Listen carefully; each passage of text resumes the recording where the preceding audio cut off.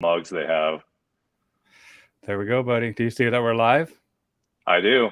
It's good to be with you, Awesome. Bill. Likewise, Jason. And sorry, everybody, we're a little bit behind. We had some technical difficulties.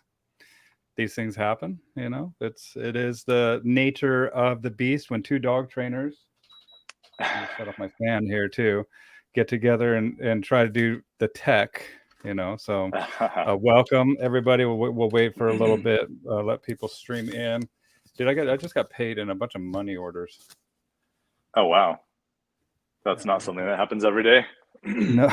I was like, okay, well, I'll take it, but that's typically not what I accept. But I did a little research, and it looks like it's just as good. So we'll take it. So it looks like people are still going to be rolling in here pretty soon. And then I'm going to go to Facebook and share this. And while I do that, do you want to introduce yourself real quick, man, and tell everybody where you're located, all that stuff? Yeah, sure. So I'll keep it short. There's not a lot to introduce. My name is Jason Loong. I'm a fellow dog trainer. I own a local dog training business here in Utah. And I'm also coincidentally a NAPOPO Gold Multiplicator for the recent edition of the new NAPO or the NAPOPO New Gold Schools. So I've been participating in that recently, which is kind of the reason that brings us together tonight. So That's right. and I first met you, in our foray into the NAPOPO schools. And that was exciting. And it seems like it was just yesterday that we had that experience, So Yeah. it's awesome to be back with you, and to seeing your stuff take off is just amazing. So Yeah, I love it, man. I'm still learning too. I like this content creation, and I have a Patreon page. You guys, I'll post up a link to my Patreon page in the comments here. I always have to do that, even though I'm not the biggest fan of self-promotion, but I want to grow it. So if you guys like what I'm doing here, consider supporting me there. And I just yep. made a post on Patreon today, and so there we go. Bow Wow Bill's Patreon page. I got a little banner here that I can show to right down there. And then I hired this dude today. So I'm looking at all my old content, man, and I got hundreds and hundreds of hours of conversations, man, like really good stuff. And like I just posted up 2 little shorts with Pat Stewart that I did. I was like one of my first videos that I'm kind of dissecting. Dude, I'm not even a quarter of the way through it, and I got like 6 or 7 different videos just from a quarter of this one video. And Yeah. I guess that's the new fad now, is the shorts. People's attention span is just like that, right? Yeah. Yep. And so I'll be repurposing. You guys, if you see a lot of posts from me, that's it. I'm just kind of figuring this stuff out until I got the budget to bring on somebody on board to do this for me. But a lot of times too, it's like the pearls of wisdom aren't really recognized by people that aren't necessarily in the industry. Right. They hear it, or and sometimes it's a good thing. Sometimes they might recognize something else, excuse me, that appeals to them, right? But we have different eyes as professionals and different ears, and we pick up on stuff, right? And so it's kind of an interesting thing, right? It is. And even in the post I was just making with Pat Stewart today about, like, a lot of professionals don't even teach how to read body language. Dog body language is something that we should all have a little section on, right? And I always Yeah. send people to Nelson Hodges because he's got a great course and he's got a great institute that he teaches just that, like body language. He gives tests on different phases of, like, possession, possessiveness, different degrees of possessiveness that a dog might have, and talks about the difference between play and fighting, and shows a bunch of pictures. It's fascinating stuff. And yeah, I There's highly still a lot recommend. of art left in the dog training world. Yeah, and that's the other thing too, is like I encourage people, like, even though we are both gold multiplicators, one thing I like about the NAPOPO system is that you make it your own. Excuse me, right? And so that's something to consider, is this takes time to process and piece together. And I like that people have a choice to go to different gold multiplicators, because we all have different ways of teaching this stuff. Yeah, And it's there's, go ahead. variety is the spice of life, right? And the thing that's amazing though is that, I mean, this is a global network of people practicing in the same system. We use the same terminology, which is critical to the advancement of dog training, communication.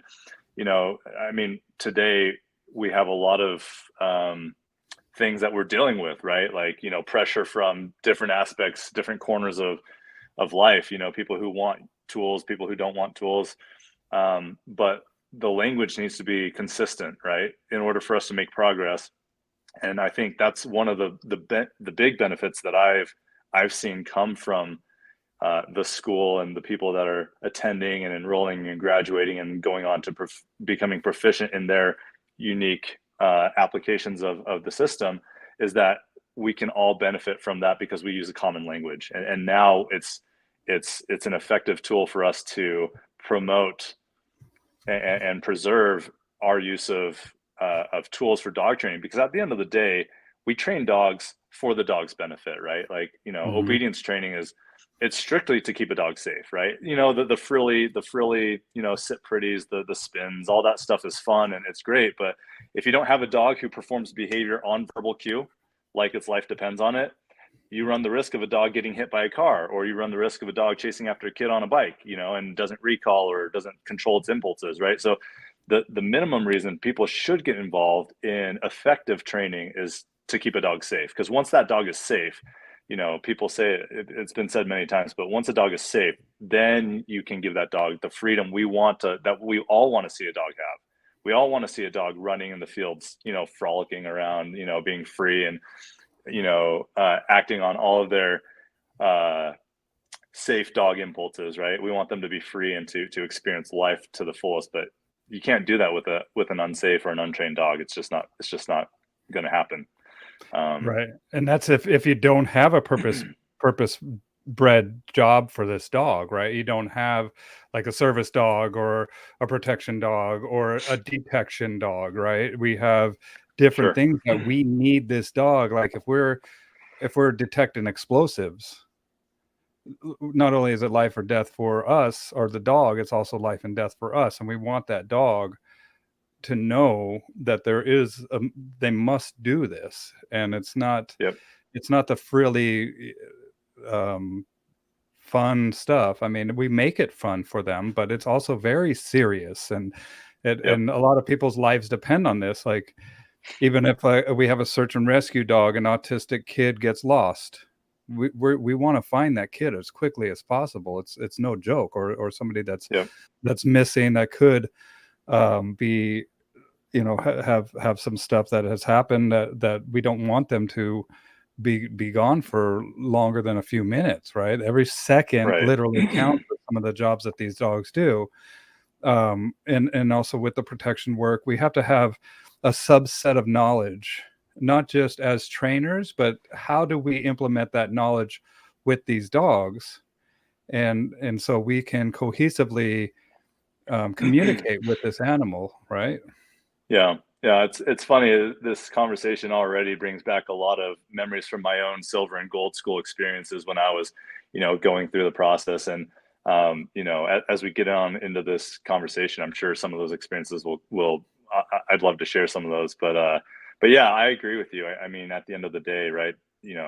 Um, it's about the dog, and really the dog is going to enjoy life when they're trained, because they can live in harmony. When a dog knows what's expected of them, they can find their advantage, they can better their own situation, and increase good feelings and decrease bad feelings as it's taught. Yep. Well, the quality of life of the dog increases, and so does the quality of life of the counterpart with the human, Definitely. right? And we also have Yep. the lines of communication that are without a doubt open. And when we communicate effectively, I mean, that takes trust, and it also takes repetition, consistency, clarity, and Yeah, we got a lot of people already commenting, people from all over. We have Denise. I'm going to run to the comments here. If you guys have any questions, and we got a lot of gold multiplicators here. We got Jacqueline. What's up, Jacqueline? Hey, Michael. Jackie. We got James. Love the common language concept. That's right. And the common Yep. language that we need to be advocates for the tools that we use. Yep. And I posted up this meme, I guess, or whatever. It's just a graphic that I posted, and it was pertaining to ranchers and farmers. And it's like a pie graph, and it has the knowledge that ranchers and farmers have versus the animal rights people. Yeah. And we have a lot of knowledge in this field where a lot of animal rights people, God bless them, but they try to think with their emotions. And we can't do that. We have to think with our head and use logic. And there's reasons why we use this. And just like when I became a dog trainer, I was Mr. Positive only. And it worked until it didn't work. And Yeah. I was like, why the hell isn't this working? Right? Because I thought it was supposed to work. And then I found out like every dog is different. We have competing motivators out there.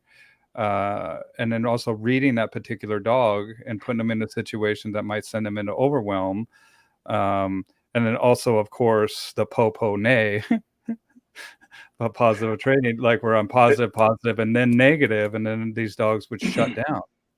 It makes me think, Michael and Bart always, I mean, in many of the schools that I even attended after my own first and second gold schools, there was always this, they always tell you, there will always be a dog, or there will always come a day where you scratch your head and say, gee, I don't know anything about dog training. And you have to go back to the whiteboard.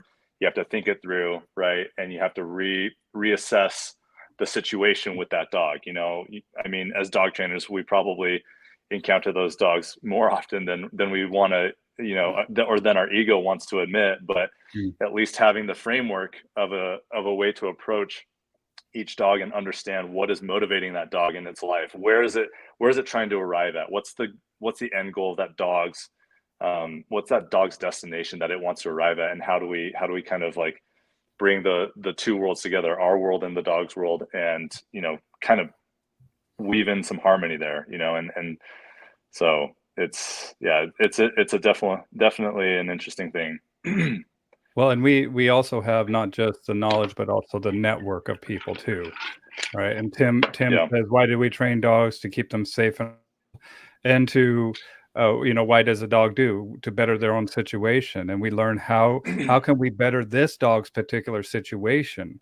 And especially as dog trainers, like I love it when I get a puppy. I love it when I get dogs that are eager to please. We always get the dogs as professionals that are kind of a challenge for these people, and that's why they've sought out a professional. That the relationship with the dog, if it's easy for the people and easygoing, chances are they really aren't going to seek out a professional unless they're a type of person that really wants to be thorough, or I've actually, this brings to mind a Reddit thread. Do you ever go on Reddit? Here and there, not all that often. Well, it blew my mind. There was a dog training Reddit thread, and it was about this person who was seeking out advice from a dog professional, and they were getting shamed from their family because they were like, why would you want somebody else to influence a relationship that you're supposed to have with this animal? Right. And I was like, whoa, that blows my mind. And I went and read all the comments. And a lot of people think that this should just be like intuitive and like you form that bond with the animal, and once you bring somebody else into the fold, it's not easy to translate that knowledge. And it was interesting to me because it's not correct. Like the professional will help you with that communication aspect as effectively and efficiently as possible, and that's why we do hire professionals. But I was kind of shocked to see that was the mindset of the general public, but I'm glad I saw it. Right. Jacqueline says hello. And Derek says Jessica, Nicholas, Jake, Fant, and I are watching for a bit and headed out. What's up, Derek? Hey, Derek. Oh, man. Yeah. He's always on the road too. That guy. He's a road warrior, man. Just everywhere, training dogs all over the place. The hardest working man in the dog training industry, right there. That's what I tell him. Yeah. and that's the thing, like you mentioned the community. For me, one of the unspoken benefits of the school and going through silver and now new gold is that you're welcomed into this. It's not just a community, it's a global community. There are people on every continent that speak this language, right? The language of modern dog training. And when you have that, I mean, you have untapped support, you have untapped resources. I couldn't have done anything better for my career and my just personal dealings with dogs than to have gone through this path of pursuing education through the NAPOPO system. And my experience, I don't know what your experience has been.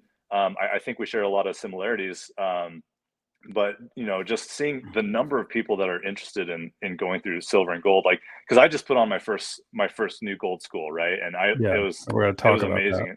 that. Yeah, and just the humbling experience of it all, right? Like this is unprecedented to be able to teach a system that belongs to Michael and Bart. It's just an honor to be able to be part of that. So there's definitely a lot to chew on from the perspective of an instructor. But like you said, we're in this for the dogs because we want the dogs to have an enjoyable life. We want them to be part of our world in a way that creates harmony and not dissonance or not dysfunction. And I wholeheartedly think that the best way to do that is training a dog. Yeah, working with them hands-on. And that's the biggest thing about the difference between the new silver and the gold. And I couldn't wait to bring my dogs to when we were at Jackie's place, right? And so to Jackie's Yep. place, and I'm so happy that my Bart and Michael met my dogs and my little guys, and watching them, especially with your dog too. Remember that stinker, man. That was quite the experience. And actually for people, it's funny because, occasionally Bart and I will talk and he'll ask me he's like, does los still mean los? And I'll say, yes, it does. Well, let's tell people that don't know, like we were at Gold School. You tell them, and yeah. talk about what happened. So when I went to Gold School for myself, Gold School is the practical hands-on portion of learning and learning to apply the system of NAPOPO.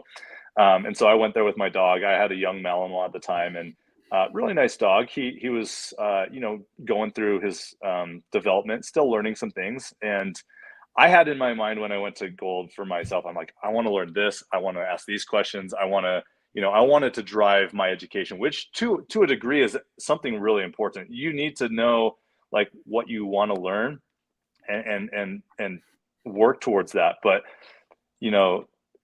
learning from Michael and Bart, it was a humbling experience because I got there and I had all these ideas of what I wanted to ask them and what I wanted to learn. And turns out I was like way off the mark on what I needed to learn. And so we were actually working on some unforced force fetch, which is an exercise in NAPOPO that teaches the dog to hold objects and then eventually how to out cleanly.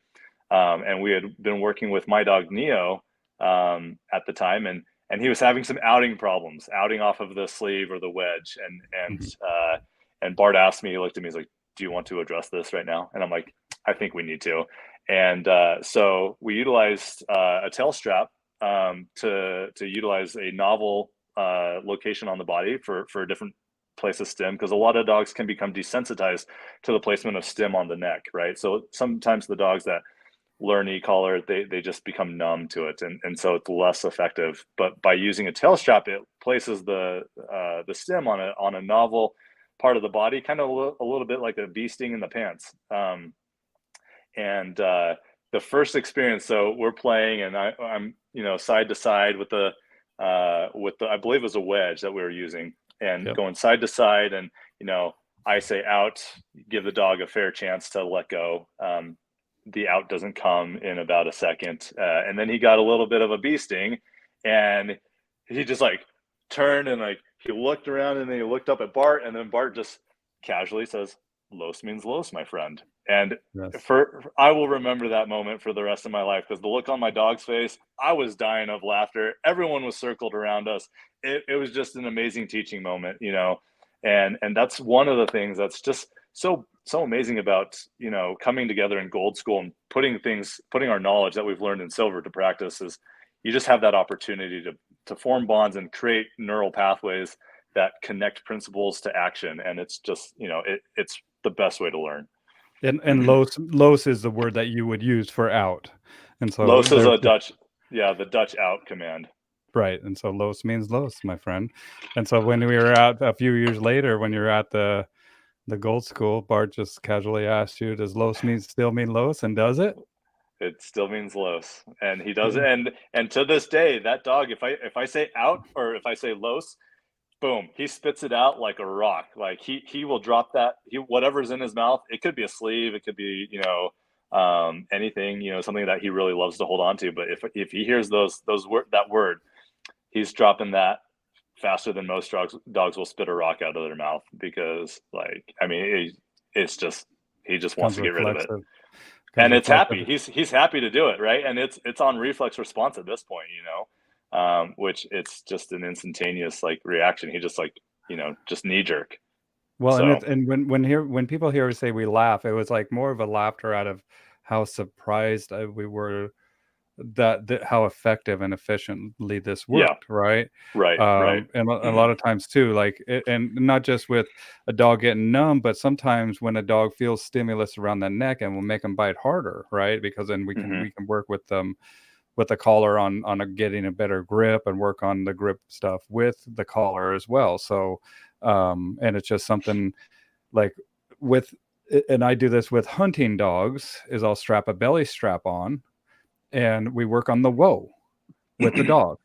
But Right. sometimes when that dog is creeping, or sometimes when we're away from that dog, like the belly strap, I have to first train the dog about how, like, this strap is now on your belly. And that by itself is so novel and foreign to that dog, right? And then how do we implement the whoa command with the belly strap and the e-collar? And I say, like, you cut your dog in half. Like, the front half of your dog is a lot different from the back half of that dog.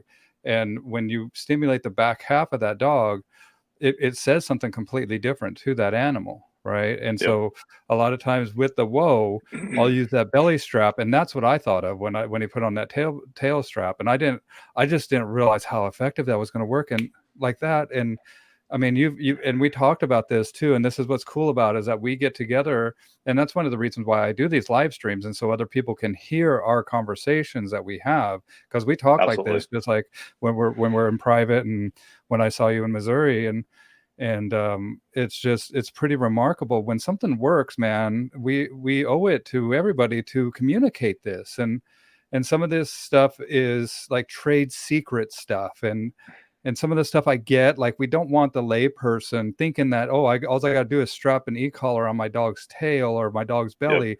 You know, there is a Right. process that we introduce this shit, and there is a process that so it's not po nay, it's Right. nay po po, and we have to understand that pyramid, that learning triangle. And that's why it's a prerequisite that we go to the silver and get the philosophy and get the theory really well known before we start to implement this stuff on our dogs. And so we don't screw them up, and there is a way that we can easily screw up a dog, where there's a way that we can make them too tough.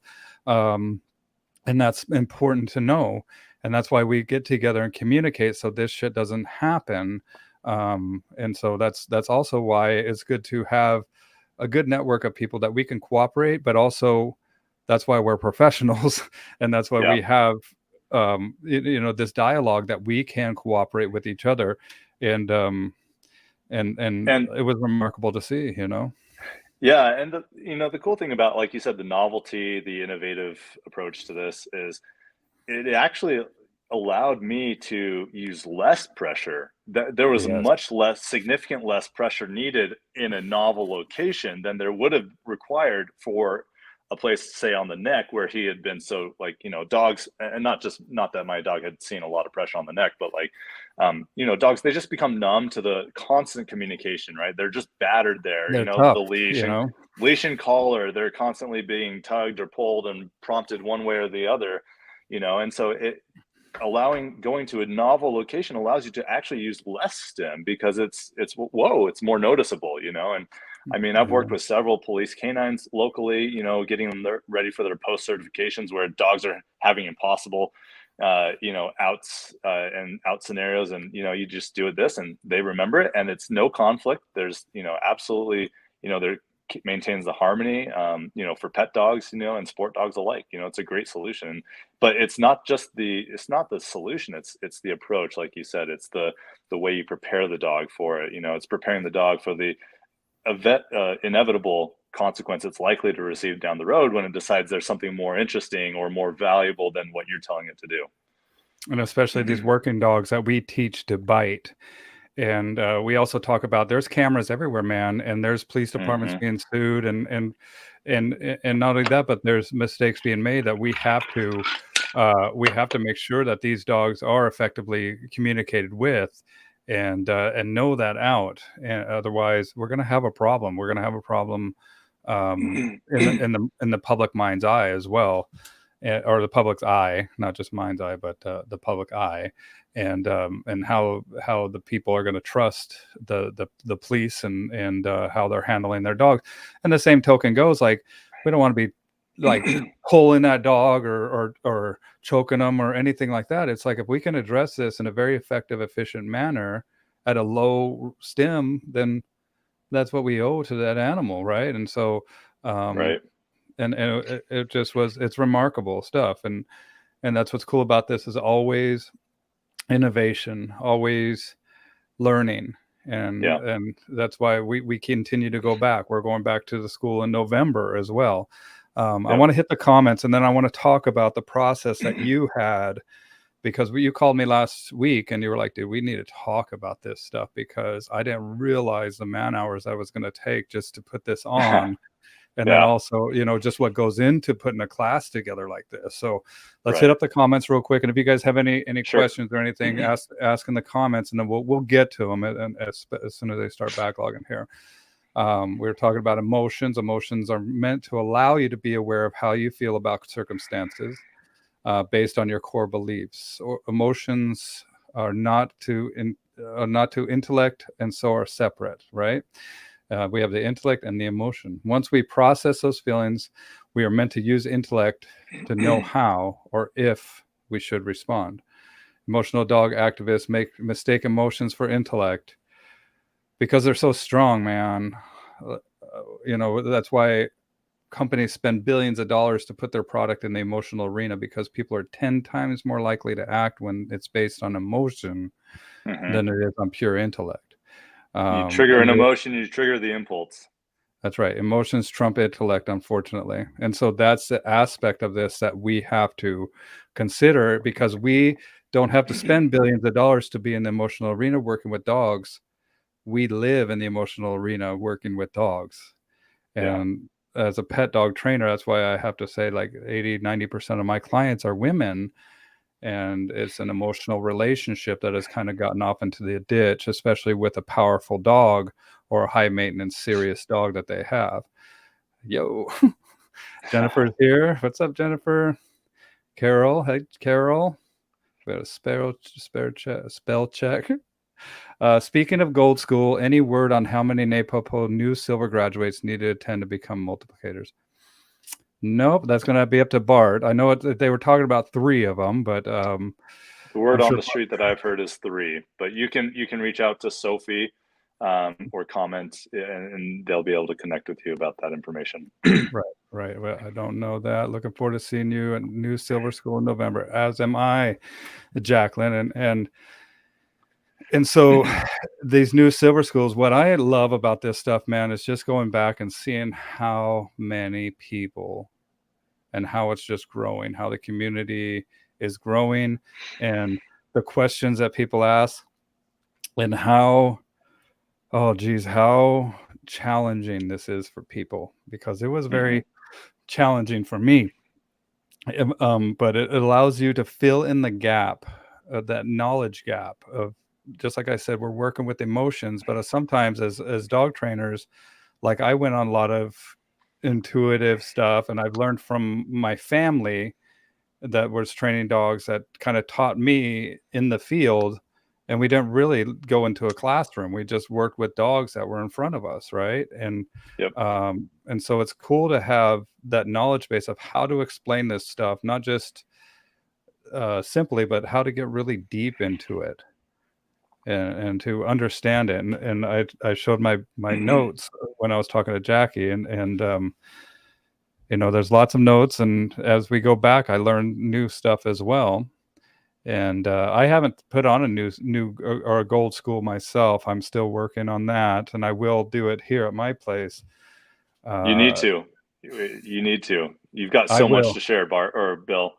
Oh, I will, and I have people reaching out to me, not just for the gold school, but also to do some silver stuff recaps, and I'm definitely going to be doing that. I want to do a Yeah. few days where we can just kind of go into this and then talk about that learning pyramid and the different levels and how to recognize what level we're in. And I have a couple shadow students that I've been texting with and talking with a lot, and it's cool because we're talking about the particular dog they're working with and how they can utilize the different aspects of learning that they did when they went to new silver school.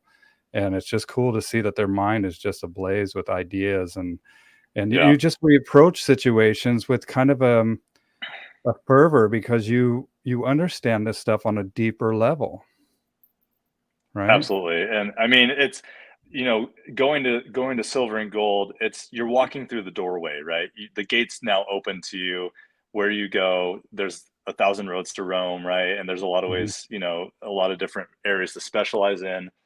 Um, but yeah, it's the journey of 10,000 miles begins with one step, and at Lao least Tzu. getting the bare essentials, the minimum knowledge requirement is going to give you a leg up on that journey. And I keep going back to this, but being able to share ideas with people like yourself and people across the world, when we have that common language, right, we can share ideas, like, whether you're playing in sport, or pet or service work, sharing ideas. Maybe a client of mine moves to Washington, and I'm like, hey, you got to go train with Bill, and they'll be able to pick up the program with you.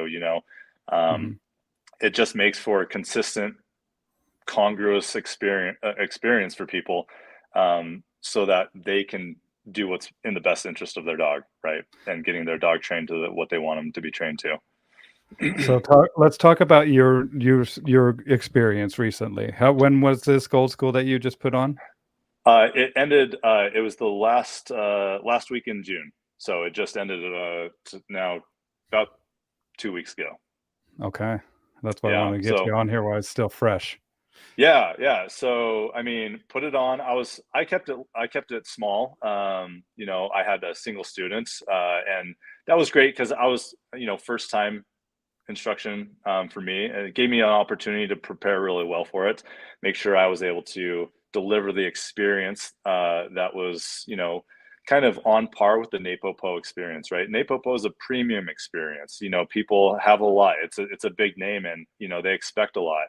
And so I wanted to be able to deliver on that front, and I feel like I did a decent job. Obviously, the student is the one who has the final say on their experience, but I felt like it went really well. I was really pleased, and it made me reflect a lot on my gold school experience, because I mean, man, that's just a golden memory for me. That week of training is just something that is just so valuable. Um, but it was a great experience. What specific questions do you have? Because I So feel like how did I'd you love to share. prepare? How did you prepare? We'll start with that. So how did you prepare your curriculum, and was it the same? We all have expectations on how things are going to unfold, right? And Right. and what was something that you really learned that was different? Because I remember when you were talking to me about this, you were like, "Dude, this takes a lot." Yeah. And that's why we do charge a premium. One, because it is a premium brand, it is a premium type of upper echelon. I think that it's one of the best dog training like philosophies in the world, and we must preserve that. And so we can't sell our students short. Right. And so what was your preparation like, and then what was the Yeah. execution, and what did you learn? For me, I mean, I've been practicing and in the system and teaching, for several years now, and so the teaching aspect came very familiar, and it was very comfortable for me to be to feel like I was ready for that. I wanted to stay, I wanted to keep the experience very pure to the way Bart and Michael instructed their gold schools, right? And everything they've done it for so long, right? If they're doing something, it's for a very specific reason.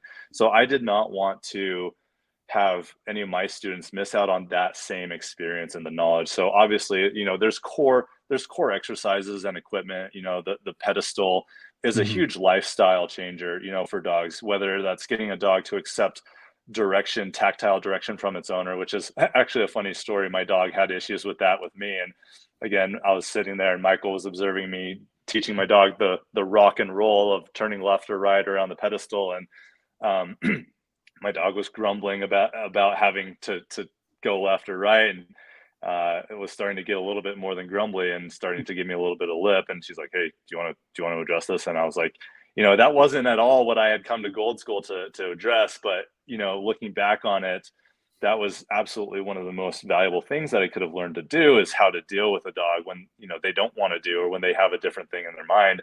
How do you find harmony and showing them like, hey, you've got to do this, and it's for your interest to be able to do something like that. So pedestal work is something that's super important, and has a lot of applications, whether you're getting your dog ready for the groomer, getting your dog ready for training. You can do scent work at the pedestal, you can do bite work, you can do all sorts of things, grooming, nail trimming. They teach you to care for your dog properly, and this is how you can inspect your dog. And it's a great way to end a session. It allows your dog a place to rest, and it's the dog really is the one teaching itself about restraint, impulse control, things like that. And I love that you have this video of Michael working this dog, because again, there's just so much that applies. And again, at the basis of this, NAPOPO is a lifestyle. It's how you live with your dog. We want our dogs to be happy. We want the optics of our dog looking good. We want healthy dogs. We want dogs that smell clean, that have a good bond with their handler. That's the message of NAPOPO, is not only dogs performing, but dogs that are thriving in life. Yeah. Well, and this is part of husbandry. This is part of what we need to do with our dogs, and I love that it's not just the training aspect, but the lifestyle of Yep. grooming your dog, doing Yeah. nail trims, keeping your space clean, being able to walk away, being able to manage multiple dogs at one time, right? And Yep. it Yep. was so funny because I was unable to attend the very first day of NAPOPO, so I didn't see the first class of pedestal, and I bring in my little dogs, and I just pop them right up on the pedestal, all 4 legs just sitting there like a little parrot, and then Jake comes over to me, and he's like, "Hey, bro, it's just the front legs that you need to put on the pedestal." Right? And I'm like, "Oh, Your crap." dog stole the show though, man. Those skipper keys. Wow, what a delight to have those there. And I that's the have other thing little is, pedestals too. yeah, the thing about gold is like the direction of the school, right, is largely guided by the dogs and the handlers that are there, right? Each dog has a different story. Each dog has different poses different questions and problems that need to be addressed, or that the handler wants to address. And that's actually one thing I wanted to kind of talk about, is like in my Mhm. preparation, I was like, man, how, like, you can't prepare. There's no way to really fully prepare for, you know, like a school of 10 students, right? You just have to go there, and you have to be And see confident what in your happens. understanding of the system, of the theory, and then go back to the core principles. Go back to your trainer's backpack. Look at the four tools that we have to train dogs, right? And then break it down, make it simple, and then from there work your way forward. And that's really where, if you keep it simple, the dog training path kind of reveals itself to you. Absolutely. Well, don't you And remember in yeah. our goal too that we had that pity that was super nervous? Like we brought him in to work him in front of the Yeah. class, and then he got super nervous, and Bart was like, "Let's set him over on the pedestal and Yes, let's let him I'm watch blanking on me." his. I know the guy's name. He's from New York, or New Jersey. But I know exactly the dog you're talking about. Right? And then I'm pretty I'm soon we see the dog kind of lighten up, and the dog Yep. was like, and then Bart was like, he took notice and he said, "Why don't we grab that dog?" Because now Yeah. the dog has had exposure and allowed himself to kind of get a little bit more comfortable with the situation. And then we were finally able to work that dog. And not only that, Right. but we're working these dogs, and then all of a sudden we have a lesson to learn with one particular dog there. And then we have pedestals throughout the whole facility. And so those dogs can still be in that facility together and able for us to access them. And so that we can work with our particular dog, but we can also put them up in a way that we can learn from the situation at hand and glean the knowledge that we might not have a commonality with at that time, but somebody else is dealing with a certain issue that we can definitely learn from.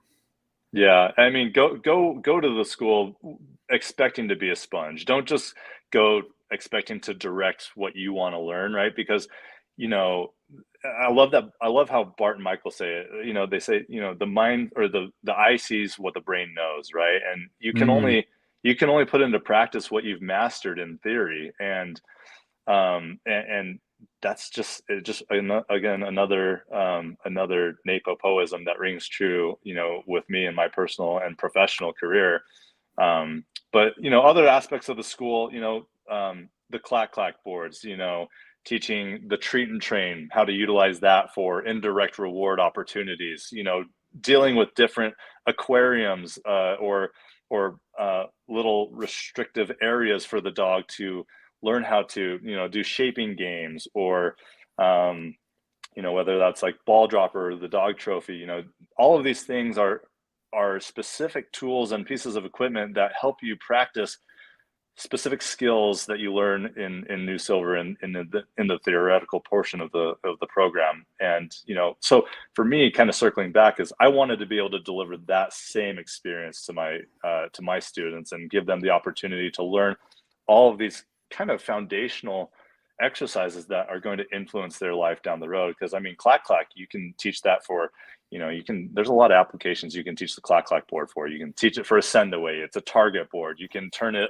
you know, you can take it and put it on a wall, nail it to a wall, and then it becomes a service.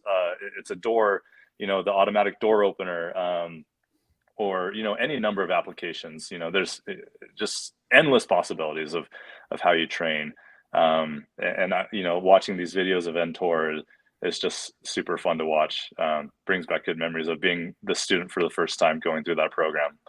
Um, well, and also, I mean, body placement, steadiness, yep.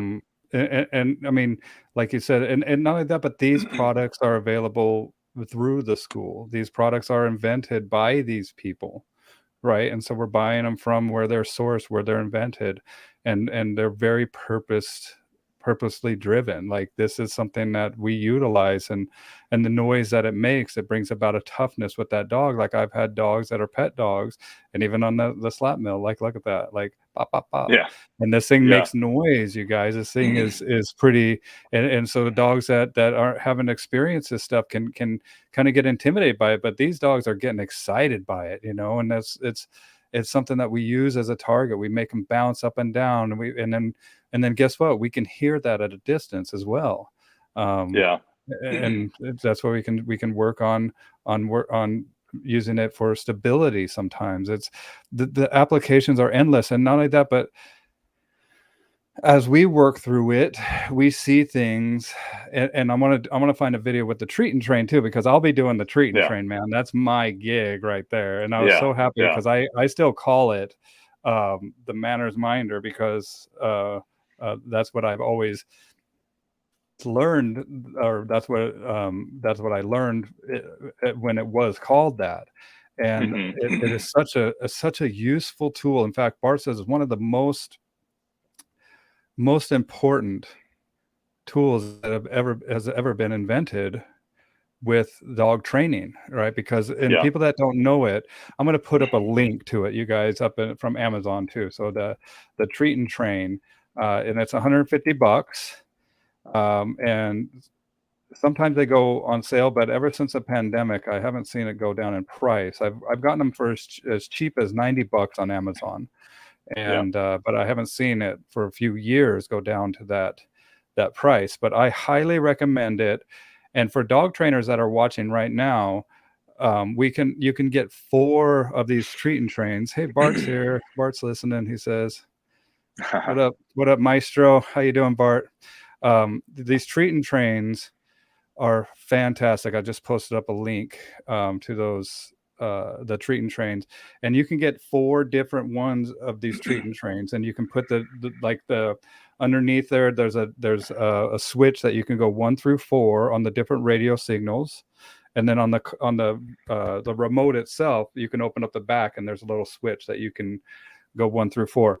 Now, what I recommend is if you do multiple treat and trains, and keep in mind there's a process of introducing the dog to all this stuff, the clack clack, the pedestal, the treat and train, and then there's so many different applications. Like we were working with the treat and train with the ball drop, and we'll mention that as well, the ball dropper, and so there's 4 different channels you could put on the treat and train. And what I recommend is attach your remotes to I use just a ruler or a yardstick. I just cut it, and so I have my 4 remotes attached to it, so I knew exactly 1, 2, 3, and 4. And then you can move your treat and trains around so you release the proper one. And you can do this with even hunting dogs. You can do this with seeking that behavior. You can do it with bark and hold, right, where the dog barks, boom, we release that treat.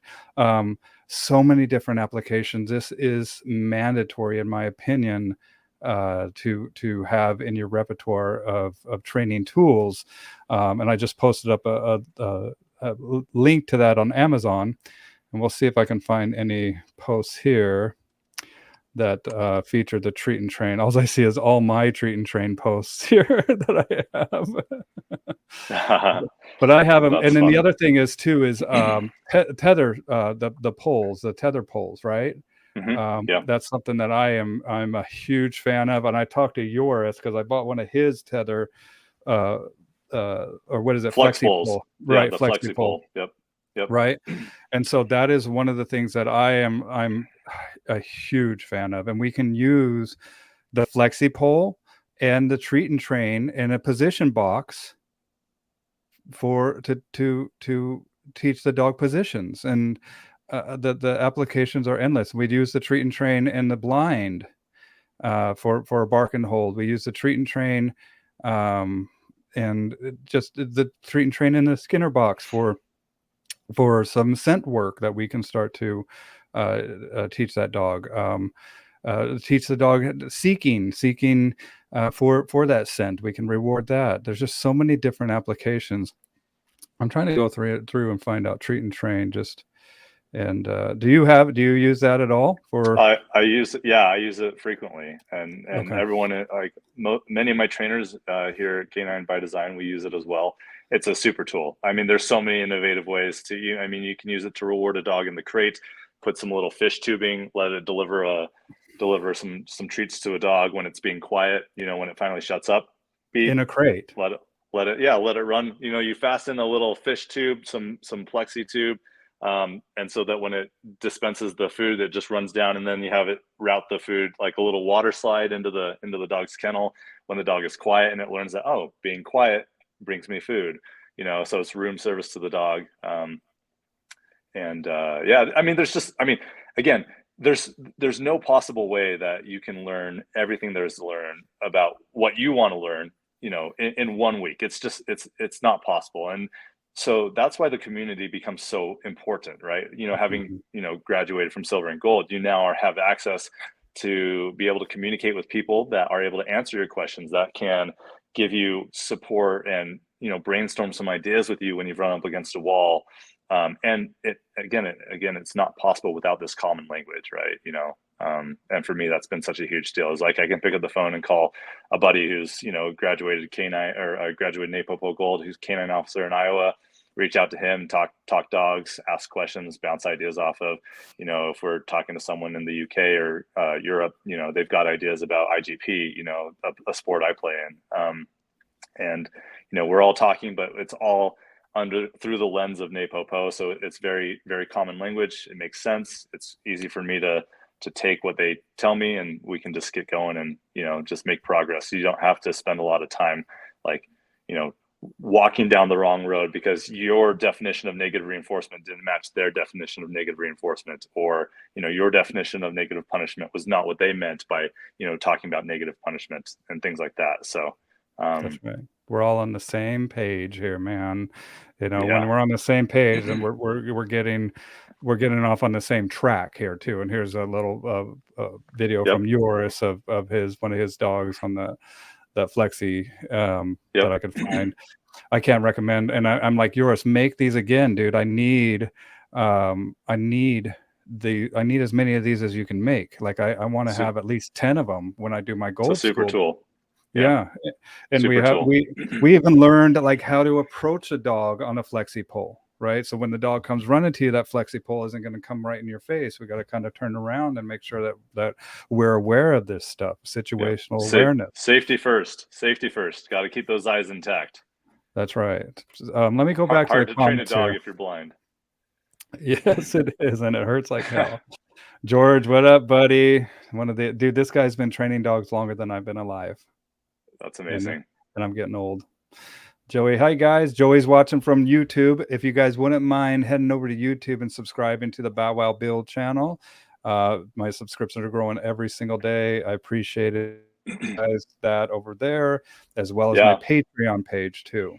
And so I'll be having some unique and exclusive concepts, something exclusive interviews, and I'm actually giving away some of my glass work to my Patreon people. So if you guys want to have some glass that you're going to get for free, because I'm literally just giving it away to somebody. If you're already subscribed, you're good to go.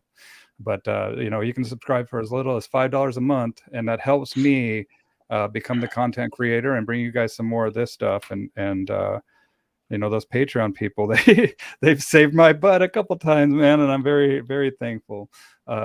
Lex says she's very excited to go to the new gold. I'm very excited for you, Lex. Yeah, and then Derek, of course, that's our standard.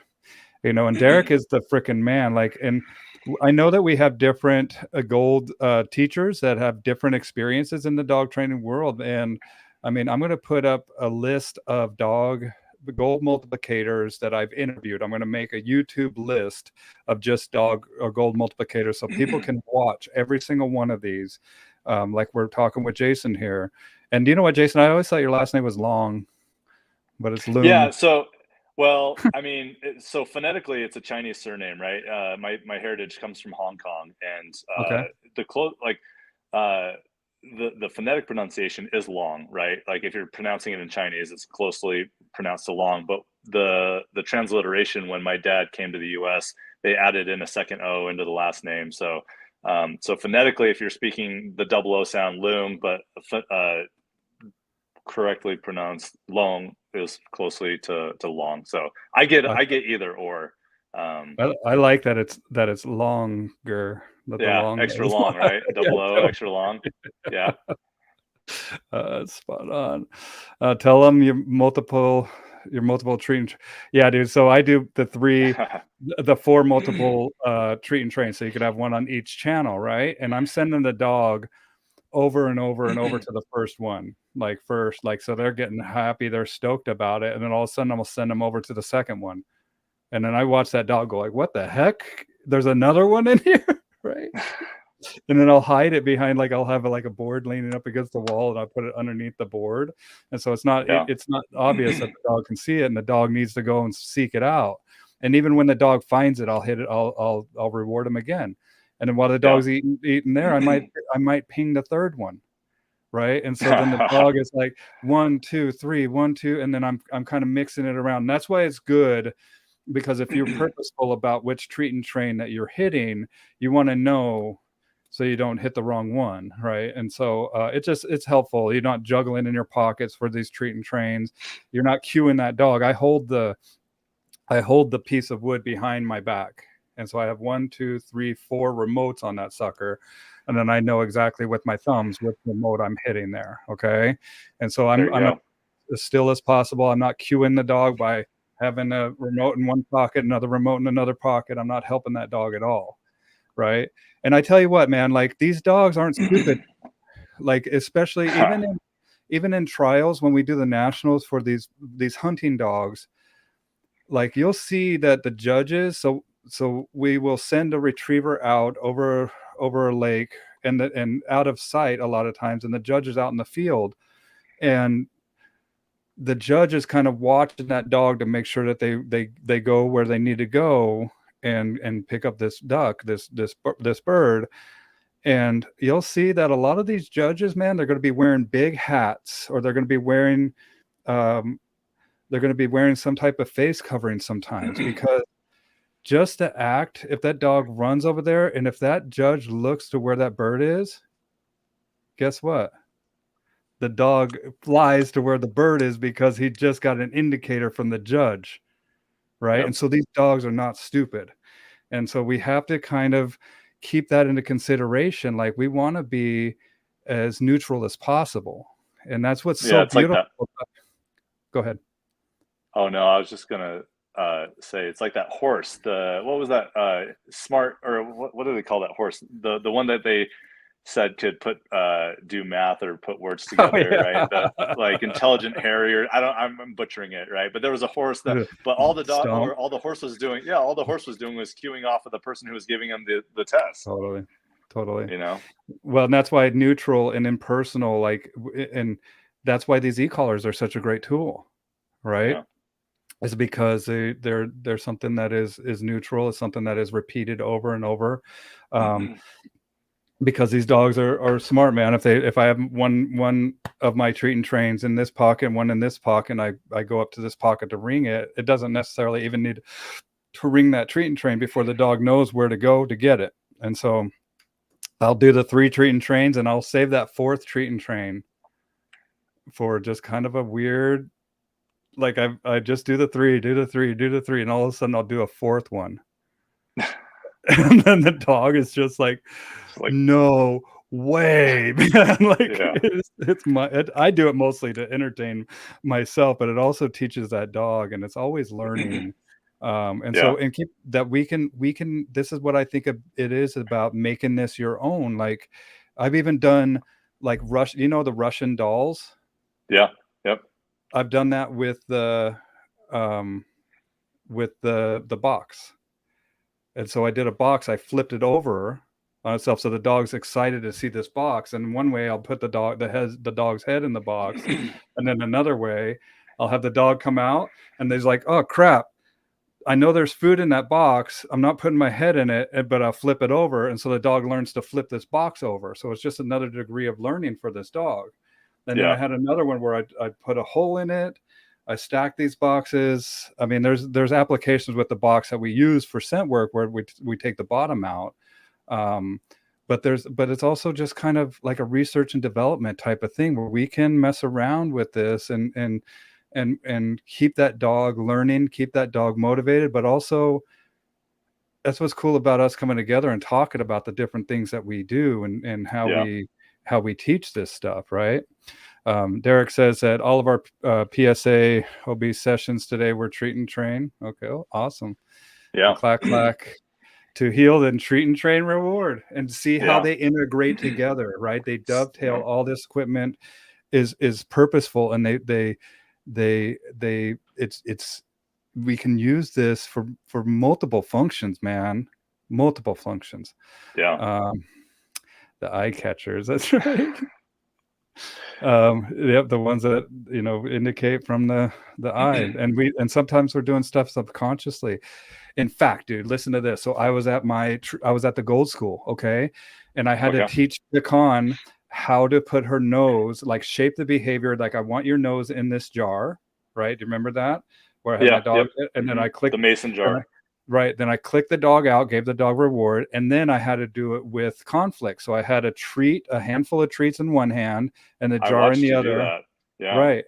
And I was it was such a novel thing for me too, that I actually had Michael clicking for me because I had the finger kick on one hand in case she went after the treat. So I had to give her pressure to go back to the jar.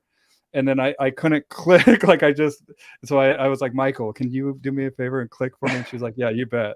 But then after I did the exercise, and my girl Pecan was awesome and she still is, where we taught her how to put that nose in the jar, even though the treats are out here.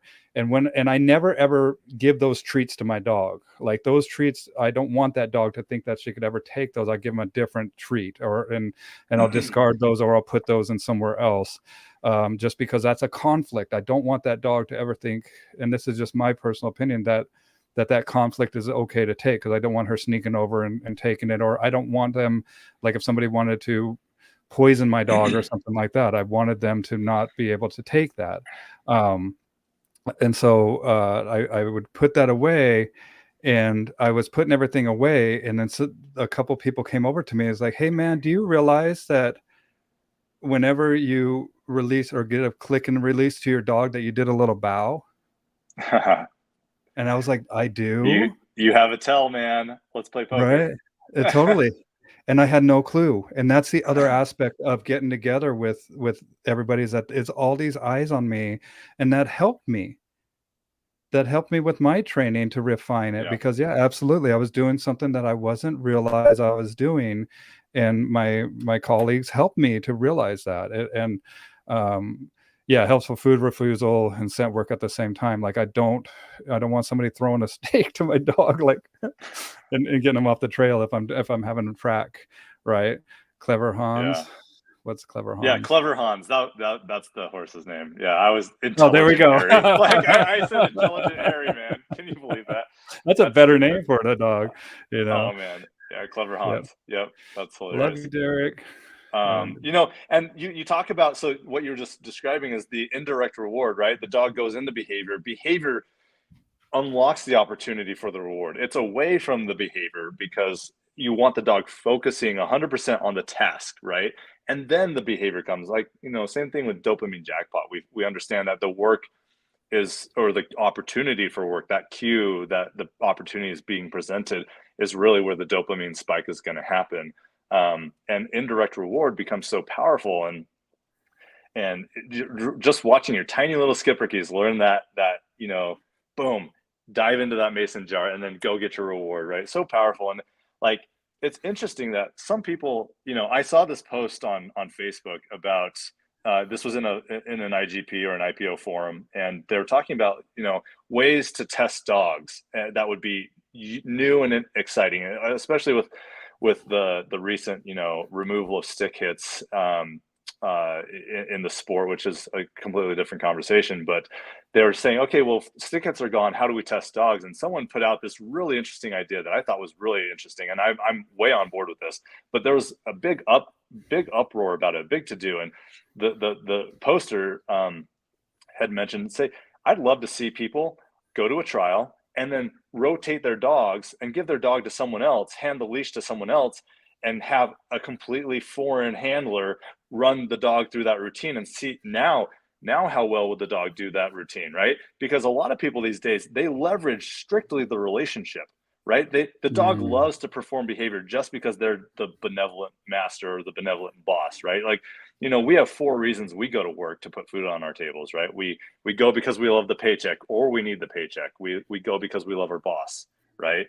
We go because the work is fulfilling, right? Or we go because someone's giving us a kick in the pants, like, you know, our significant other saying, hey, get off the couch and go bring home the bacon, right? Yeah. You know, and so there's all 4, or there's 4 reasons why we go to work.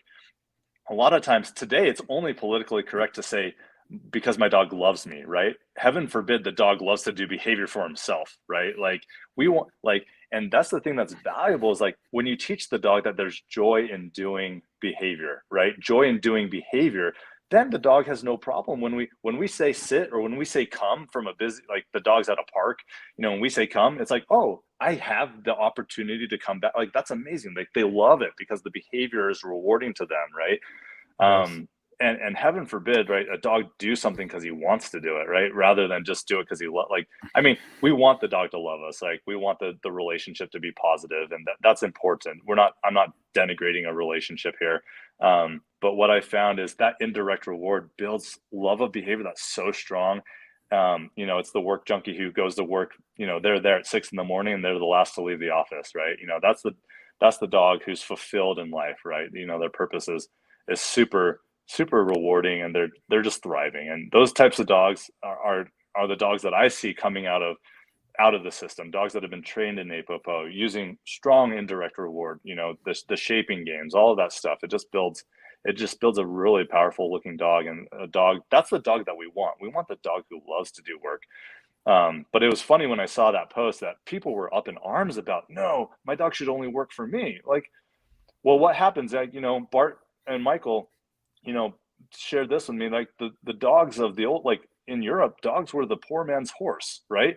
A family that couldn't afford a horse, would use a dog to pull the milk cart. They've got a cow maybe that they milk, and they take it around town, and the cow pulls, or the dog pulls the cart. Well, what happens if the dad, who typically goes out with the dog to collect the money for the milk, what happens if that dad breaks his leg? Now little Jimmy goes, but little Jimmy doesn't have the respect, or the dog doesn't want to work for little Jimmy. But you take a dog who loves to work and loves to pull, and that dog will let little Jimmy walk him around, and they can still collect their money, right?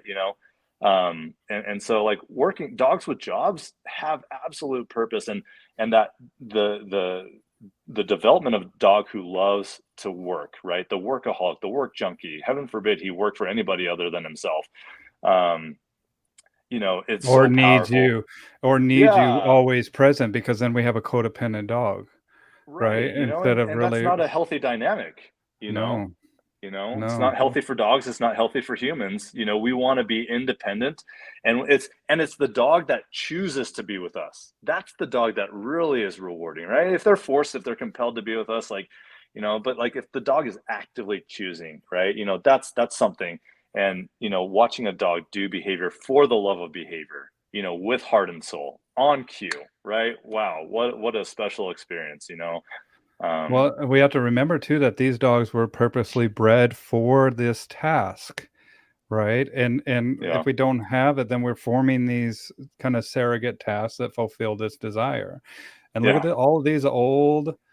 I mean, these are fantastic, man. I'm glad that you mentioned that. And Sherry Boyer and I, we just did a talk yesterday where we actually got into the codependency triangle and how unhealthy it is and why it's unhealthy. And that's a totally different type of thing. With this Saluki, right? The cards that we can have the dog like be our little horse pulling us around. I saw that at the IACP one year, and I was like, no frickin' way. I want my dog to be my horse. I mean, look at It's that. so Almost looks awesome. like that's a Newfie, and it looks like a. Can you see the pictures that I'm scrolling up here?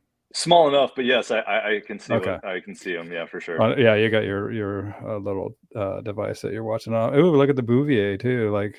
Yep.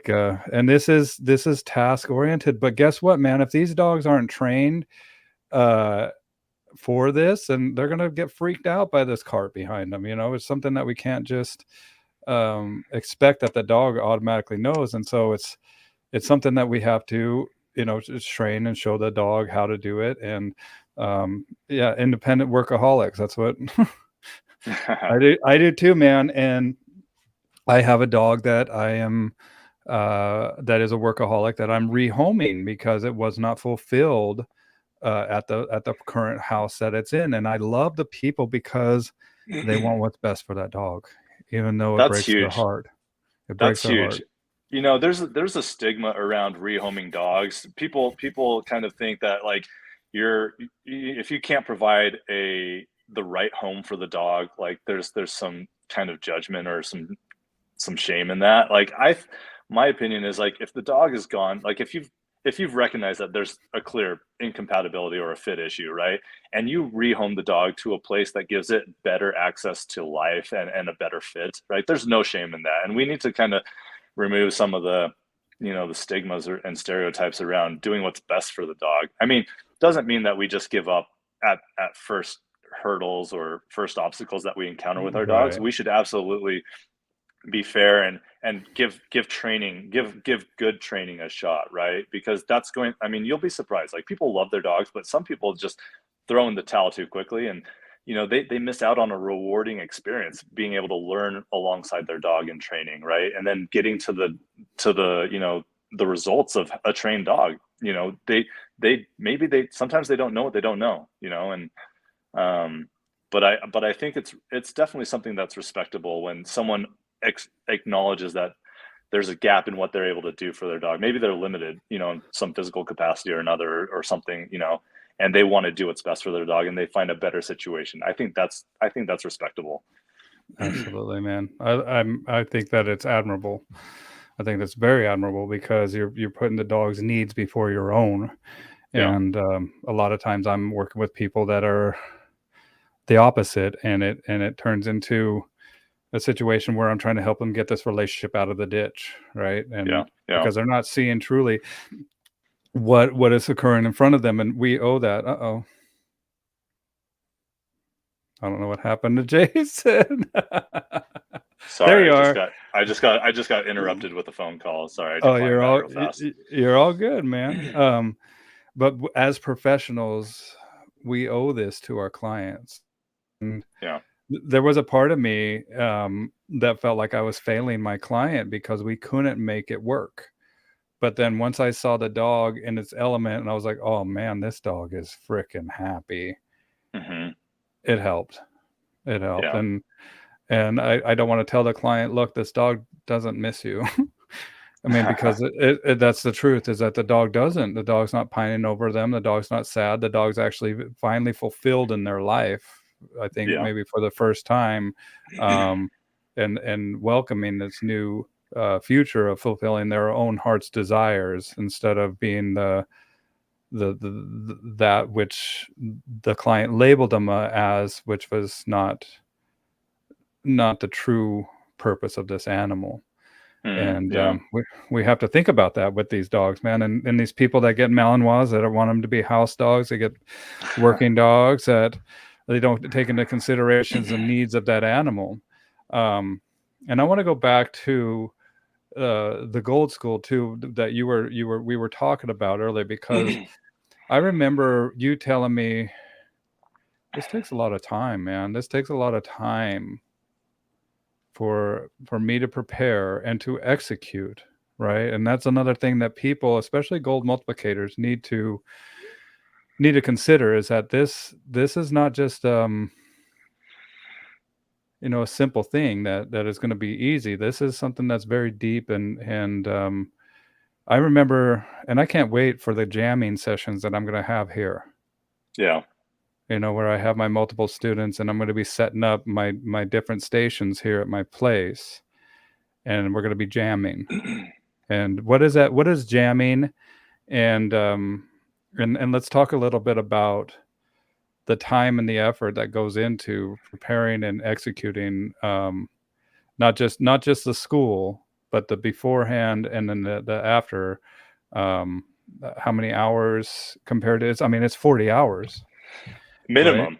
That's what's required as a base minimum. I probably put in closer to 60 hours just in the week, whether that was from preparation, equipment setup, takedown, getting the room tidied up, all of the behind the scenes stuff that no one really wants to talk about, and it's not that important to really discuss here for this purpose, but it needs to be considered, though. Definitely sure. needs to be considered.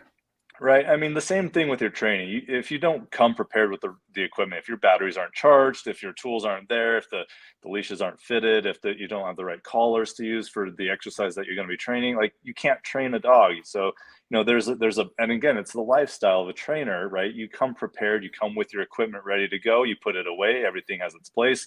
We're not just like, just haphazardly, oh, this looks like a nice piece of equipment, I'm going to throw it on my dog. Like, there's a purpose behind every tool, and in NAPOPO, like, it's highly associated with the e-collar because there's a lot of benefit and power behind using a tool like that. But you can just as effectively use a leash and a collar to use NAPOPO on a dog as you would as you would an e-collar. And unfortunately, with the way things are going, a lot of people, that's all they have now legally to use is, they legally can only use a collar and a flat collar, or a flat collar and a leash, right? But Yep. Never fear, NAPOPO is here to help you out with, still getting your dog trained reliably to do things on cue with heart and soul. But we need to consider that, dude, it's not just the collar is the only way. We have to have different ways of doing this stuff. Yeah. And so that's why it's important to communicate with each other. And just like Derek says, it's preparation and production. And I want to Yeah. go back to, like, just like we have the independent workaholics. I know you love it, Derek, because that's what you are, dude. Like, we are He needs to independent take a workaholics. break, man. He needs to He take a does. break. He does, and uh, he does, but he's also, like, I think we all are in some aspects of this. Like, even look at right now, we're talking at 7:30 or almost 8 yeah. o'clock where you are, and we were talking about this even earlier today. I mean, we live, breathe, eat, sleep this stuff, man. Like, even when Yeah. we're boarding dogs, doing a board and train, that's a 24/7 gig, right? Yeah. And whenever I've gotten bit before, luckily I don't get a bit as much because I'm not working with as many as serious dogs as I was at the beginning. But also, I remember I would sit and think about that shit, man, and, like, how could I reapproach this? I still do that, right? Yeah. Like, and go every day is like, I'm like kind of a fresh start, even with dogs that I've worked with for a very long time. But that's it. Is like, we're all in a way kind of like the dogs that we love, independent workaholics. And even when I'm on vacation, man, I'm with my dogs, having a good time, or Sure. whatever, or going to dog training events, and um, and so it's important to realize that too. And there's a certain amount of curriculum that we need to cover Yes. Yep. when we're doing this gold school, and not just cover, but we need it to be in a way that's understood. And that's the And thing that's hard because I know when I was a student, right? And I compare my experience as an instructor and a student quite a bit, in order to help provide the most pure experience, the most true to form, like the same way that Michael and Bart provided their education for Gold Schools. Um, but we come, and we want to do X, Y, and Z with our dogs, not because, I mean, yeah, we want to accomplish something with our dogs, but a lot of times we want to train something or in a certain way because it's dopamine for us. And it's, you know, and my experience in Gold School is that, like, go with an open mind, with a be a that tabula rasa, right? That blank slate, and allow your instructor, if you've chosen a good, like, if you feel comfortable with your selection of your instructor, and they meet whatever your criteria were for going to the program, allow that instructor the opportunity to show you and kind of take on the temporary role of master coach to kind of guide you in your introduction to NAPOPO in practice and application, right? I know for me, I came to my Gold School wanting to learn X, Y, and Z, and it was funny because on the last day, I don't know if you remember this, we were in the classroom together, and I was asking Bart and Michael a question, and I was like, how do you do this? Because I had gone the full school without learning how to do one thing I wanted to learn how to do, that I set out to learn how to do at Gold School. And Bart's response to me, I'll remember this because it was quite humbling. He said, "You're not excellent yet." And I was like, "Whoa," and it took me back. And I wanted to learn it because it was dopamine for me, but it wasn't what was necessary for me as my development as a handler, as a dog trainer. And so go with a little bit of open-mindedness, and understand, like, everyone's experience is different, but you're still going to arrive at the ABCs of modern dog training, right? That language of NAPOPO, and it'll, because again, you're not going to learn everything you want to learn in the week, right? That's impossible. no, It's just going to put you on the path, and it give you, you're walking through the gate, you're mastering the equipment, you're learning the ins and outs of the tools, the e-collar, the Martin system. You're learning the dopamine box, you're learning clack clack, all of this stuff, and then you're learning how to read the dog, right? If you go and you're good, and you really want to learn a lot as a student, this is kind of like a shout out to the students who are getting ready to go to their Gold Schools. If you want to learn a lot, go with an open mind, not just for your own dog, but watch what is being taught to other people. Watch the instruction, and sit in on that. Like, if someone's being told something and you're available to go stand over there, listen in on that conversation. Like, yeah, be a part of as many conversations at different stations in the school as you can, and you're going to walk away with far more information and skills than you would if you just went for yourself. And that's something that's very valuable, because, and I understand, like, we put up considerable, you know, we go to great lengths to attend these programs. There's some considerable investment involved, and we want to learn what we want to learn from them. Yes. But Especially the there's people some, that took the gold from Michael themselves. Like we paid a lot of money to go to these classes, man. and there's something to be said about, like I said earlier, you want to you want to direct your own education to a degree, but there's something also in just sitting back and letting someone who's been a practitioner in the system guide you, because they've run into a lot of the problems that you might run into, and to learn from someone else's mistakes allows you to avoid that with your own dog, right? And that's really where, you're going to find a lot of gold and valuable value from the experience of coming to gold, is that learning from someone. I don't know this saying exactly, and I'll butcher this one again, but like, a smart person is someone who learns from their own experiences, and a wise person is someone who learns from the experiences of others, right, or the mistakes of others. Amen. Amen. And I call if it you can do that, borrowing scars, dude. Like yeah, if you can borrow somebody else's scars without getting scarred yourself, right, that's a wise move and a wise man. And just like Derek says, like it's preparation and production. That's on our end, and it's also on the end of the student. But I want to add a third thing here, and that is yeah, processing.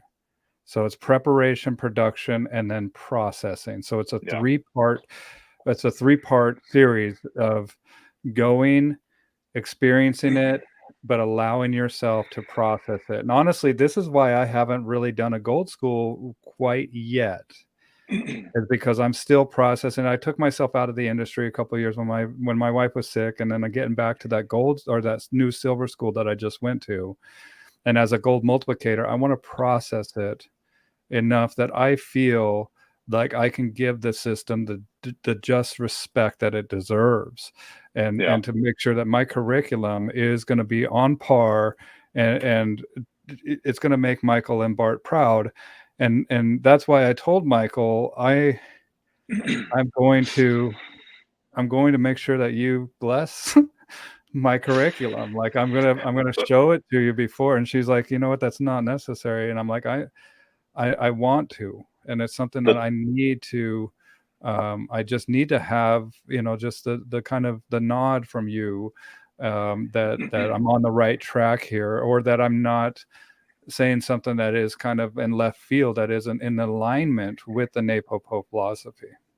yeah, the trust that they've placed in us is just wow. Like it's, yeah, it weighs a little bit on your shoulders, but like they're so encouraging, and it's like, I mean, there's several people who I'm just anxiously waiting to see jump into the scene with their own schools, yourself included, right? Michael Carpenter, Jackie, and Totally. people who have so much to offer, like raising puppies in Napopo, right? People who are interested in the breeding aspect, people who are interested in expanding their theoretical understanding can benefit from so many of these people, and then the hands-on aspect of dealing with people in the system, the likes of like Justin Rigney, who've got so much a wealth of hands-on experience in a variety of roles. It's incredible, and I love seeing everyone. And for anyone who's contemplating going to school, it's for me, in my personal experience going through for myself, it was the most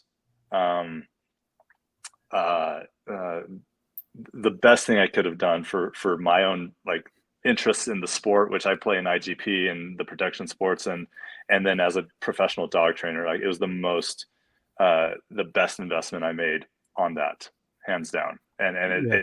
it was the best money spent. Don't regret it at all. I actually ended up auditing several silvers and golds after I went through for my first time, and fortunately was able to do that and make that happen, because I just continued to learn and absorb. And even today, talking to people, yourself, I've the friends in the community, like you hear something and you hear it differently, and then it just like gives you this light bulb moment that you can take something and apply with your dogs, or even your team. If you run a team, you've got a business, Nate Popo is something that can help you there too. So Yeah, it's a motivative type of philosophy, and you have to know how to do it right. And then so I want to go. I mean, of course, Duke Ferguson and I are talking about doing one together, and then yeah, Derek Kraus is one that I would love to see his. I yep, love that gotta guy. go. You gotta go. And then He's got to get it out there. Michael Carpenter is somebody that is very knowledgeable. I would love to see his as well. Joris, Joris is knowledgeable as well from the homeland where this stuff was, the motherland. The motherland, right? Yeah. Who else, man? Like Jackie, of course. Jacqueline, Joe, Jake. Jacqueline, I mean, and for a list of all the gold grads or all the gold multiplicators, napopotraining.com, I believe, is the website, has a list of everyone who's offering or is eligible to train and to teach the program. So that's the best place to go. Like I said, I look at these, these are like mini reunions when we get to go as GMs and, be there and help support the Silver School and be there to, help new students, kind of polish their understanding of what they're integrating in, from the lectures and things like that. But, being able to see everyone there, it's amazing. It's just a really fun experience. So. Yep. Here's the gold graduates. Here are the multiplicators here. Let's see these guys here. Just give him a little shout out. There's Michael, our man there. Dallas, Piotr. Hans from so many from Europe too, right? Man, Hans. It's just dude, like absolutely. you can't name them all, right? There's Jerome, so many people that are just Jerome with the Beagles. There's my man Derek, Matthew, Bowen. Man, we got so many here. Evan is the newer on the scene here, but dude, he's got a lot of great posts about some of the infighting and whatnot. There's Michael Bishop, just did a live stream with him. Innes, there's the daughter. Oh, look at this guy over here, Bill Church. Look at that. Oh, my dog. There's Joris there. Do you know what's crazy, man? It's like I've worked with all these. Every single one of these dogs is in heaven now. This picture was taken a very long time ago. There's Carabelle, Justin. Carabelle has the best handwriting I've ever seen. There's right next to me is Jacqueline. Daggum Pat definitely did. I just did, and Jackie's next to her as well. Joris. This is just a line of all stars right here. And I'll put up a link to the website that I'm at right here. Richard Shepard. We went to Gold School with him. Yep. There's Jason Loong. There's you. Great guy. Who's that guy? Who's the guy next to you there? Who's the Shepherd? Oh, that's my German Shepherd. His name is Power. Well, I call him Power. His name's Pierre. But one of my recent dogs that I got about 1.5 years, 2 years ago. So Fantastic. He's a super dog. Yeah. Valerianne Irwin, she's awesome as well. I highly recommend her. She was at the New Silver with us. And then we have on the last day, Dante Shea. So let me put up I'm going to put up a link to that in the comments down below here. Make sure you guys see napopotraining.com. And then I also have a list of the events too that you guys can check out as well. And this is in English, multiple languages as well. And I'm going to put up a link to so many languages, so many countries represented here. Right. And that's what's cool is that I'm doing these live streams in multiple languages as well. And it was great to see the people from France come up and thank me. They were like, hey, man, I love that everything's in French now.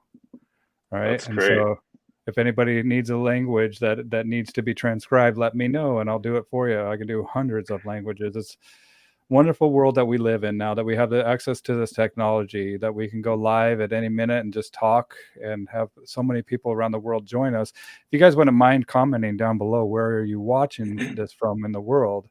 I appreciate that.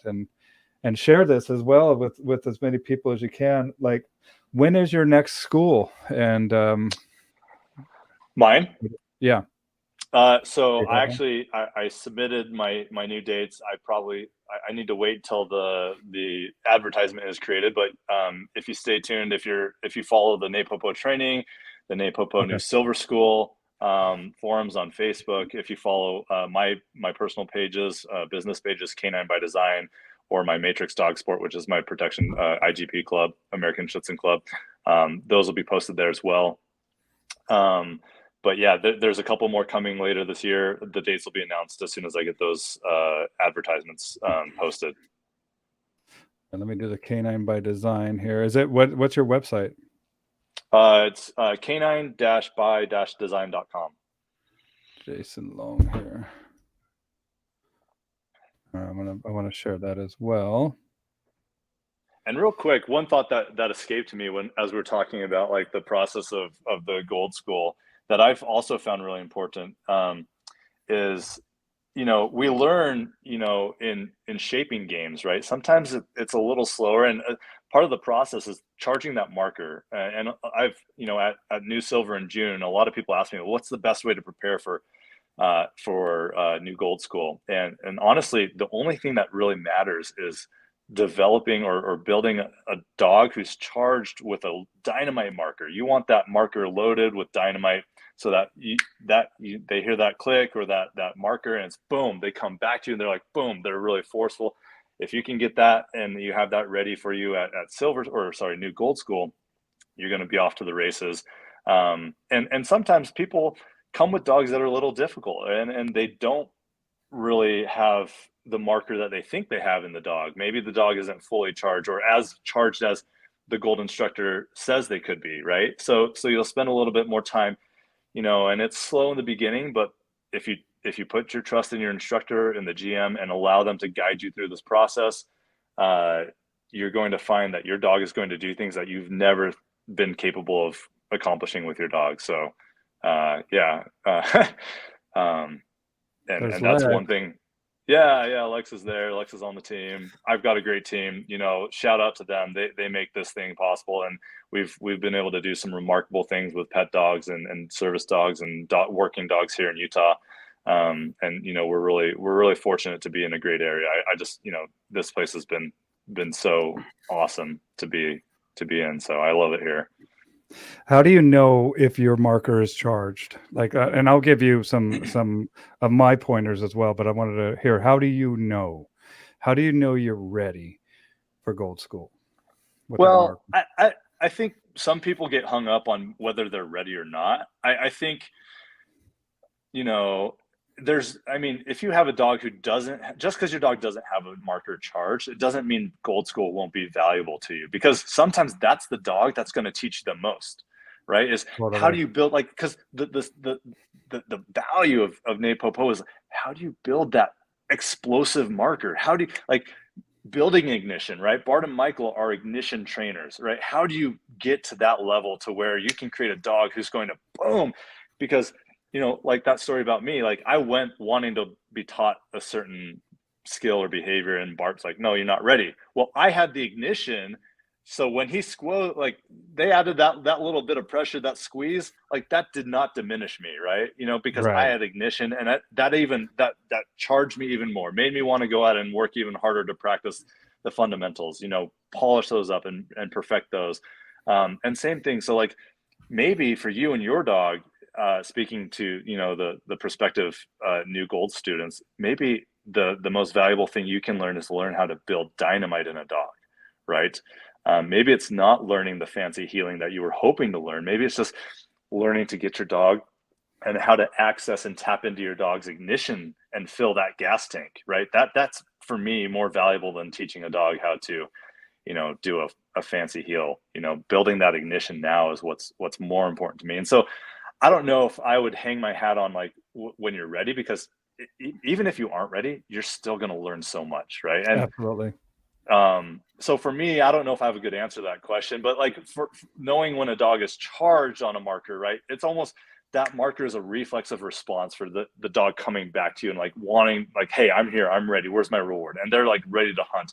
And that hunt becomes, it translates into how they work to earn that reward, right? They start searching for that reward opportunity, because the value they have in the reward opportunity is how they're going to build or work towards the behavior that unlocks it, right? Right. Well, and know that, hey, look, when you, like, for instance, a click or the click and release, that dog is flying back to you and saying, "Pay me, fucker." That's what Bart's like. Pay me. Like, what are you doing? Like, pay me. Give me the dope dealer, right? The guy he's like knocking on your door. He's like, I need my fix, right? I need my fix. Yeah, there we go. Click poop. There we go. Mid poop, they come back as charged. Right? They're Yeah. playing. They're Yep. playing with another dog. Yep. They're eating. Right? That's another like going eating something, and you click and release and have them fly back to you. Yep. Like these are Those are just good tests. examples of how we can tell that this marker is very effective. But just like Jason was saying, like. And also doing it around other dogs. Like we're gonna have other dogs with in this Yeah. place, right? And so work your dog around other dogs, and maybe take them to a local trainer, somebody that's going to have some other dogs around them. Some of these dogs, they get shut down, like that pit bull. Like it was fine. That pity, we actually Darren. started working. Darren was his name. Yep. Yep. Yeah, You're so sorry. funny. It's just I just recalled it, right? I'm sorry, but No, the guy's name you're was good. Darren. Super guy. But it ended up that we worked that dog, right? Because Yeah. we have protocols. We're going to put that dog in the pedestal, let them work, because if your dog's too overwhelmed, or if your dog's going to get shut down, that's not the point of this. We want that Right. dog to be able and willing, and that key is willing, right, to learn, and Yeah. sometimes it just needs some exposure. It needs some and some dogs are a little bit more timid than others, right? We had that other dog, that Holstein, remember that old service dog, Yeah. right? And The Dane, right? He was a right. Dane. Right, Yeah. and so his gasoline looked a lot different than your dog Neo's gasoline, right? And so, but Yeah. it's still. I mean, we work with that dog that we have at the end of the leash, and Yep. but those are some good parameters, right? You click and that Yeah. dog comes mid poop. But I mean, don't do that all the time. Like just. Nobody likes to You be create a interrupted. hectic pooper. Yeah, totally. But that's just an example of like, how do I know that we're on the right track here, right? And absolutely, you're going to be kind of ahead of the game if you have an effective marker, especially for like the unforced force fetch, especially for the box stuff, right? Yep. And the ground disturbancy stuff that we're going to learn, especially in my school. And I'm looking to get some more flexi poles before I start my school, and I just don't want to go order some cheap ones, but I will have to if I need to. Yep. And that might be another thing, that if you have flexi poles, get your dog on a flexi pole. If you have pedestals, the pedestals are basically, we use these collapsible shelves. Here, I'll put up a link to a collapsible shelf, and I was even thinking about maybe even building some of these like after hours at my place, That's awesome. We'll see. But that's because collapsible. How do you spell collapsible? And it's in the building of ignition where a dog will pleasantly surprise you, right? Like some people put dogs in boxes as to what they're capable of. I don't think we've even tapped the potential of a dog. No, as far as good as the training is nowadays, right? Like there's still so many applications that we could use dogs for, and that's only going to be possible with a dog who's got loads of ignition, right?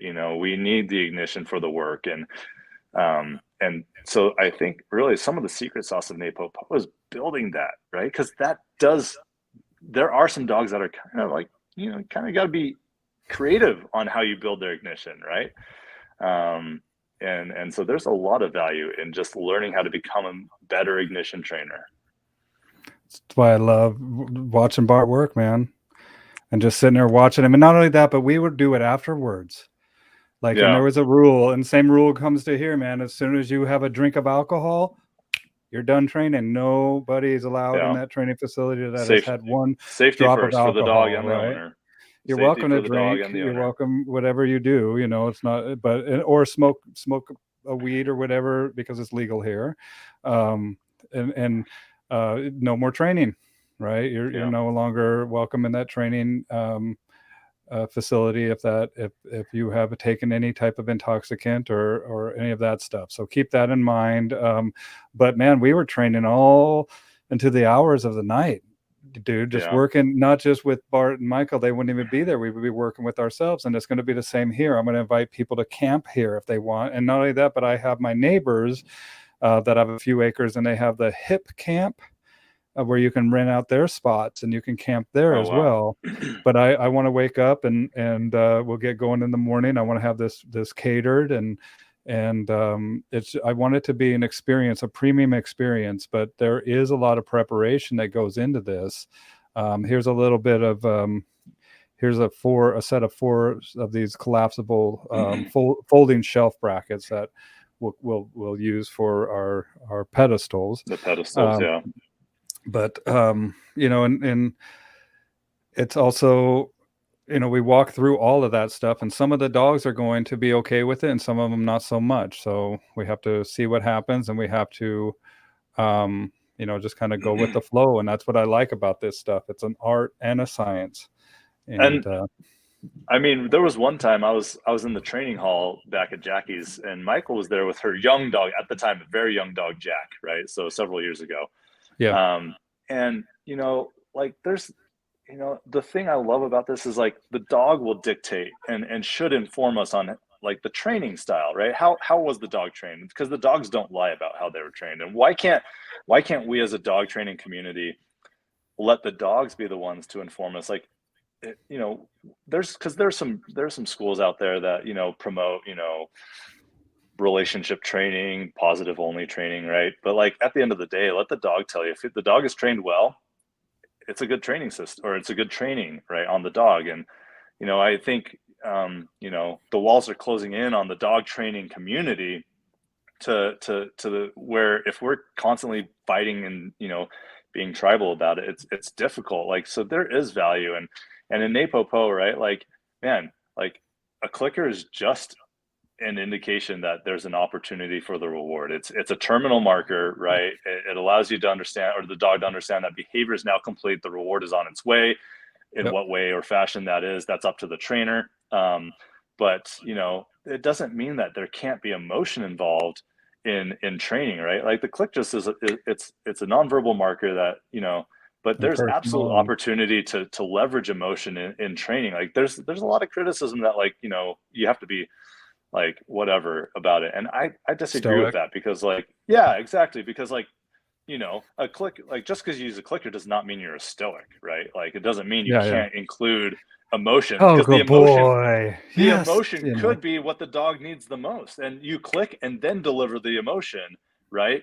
It's the order of operation that matters, right? You know, and so like people are throwing out, like, you know, there's, you know, all this tribal stuff. It's just complicated, and really we should be looking to the dog to say, hey, was this dog trained well or not? And if it was trained in NAPO opponent, looks great, like it's a great system. And you know, and Bart is very, and Michael are very free to say, like, hey, look, at that dog was trained by another trainer, uses a different system, but the dog still looks great. That's amazing. And they're very That's supportive of right. that, because at the end of the day, we should be supporting the dog and less about the training.